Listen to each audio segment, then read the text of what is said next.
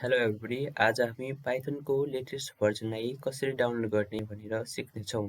यसको लागि हामीले कुनै पनि ब्राउजर ओपन गर्नुपर्ने हुन्छ। अहिले हामी गुगल क्रोम ओपन गरौँ।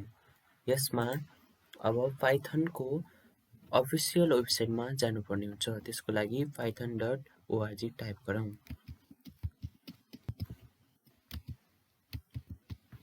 अब क्लिक गरौँ। पाइथनको अफिसियल वेबसाइट खुलिसकेको छ। डाउनलोड गर्नको लागि डाउनलोड्स बटनमा क्लिक गरौँ, जुन नेभिगेसन बारमा उपलब्ध छ।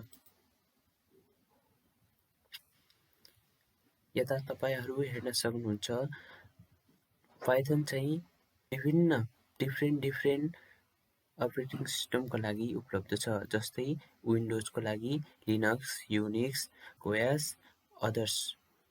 र मेरो केसमा चाहिँ मसँग विन्डो भएको कारणले सिधै डाउनलोड पाइथन 3.10.2 मा पनि क्लिक गर्न सक्छु अथवा विन्डोमा गएर क्लिक गर्न पनि सक्छु र म अहिले सिधै क्लिक गर्छु। यता तपाईहरू देख्न सक्नुहुन्छ, पाइथन चाहिँ डाउनलोड भइरहेको छ। फाइनली भइसकेको छ डाउनलोड।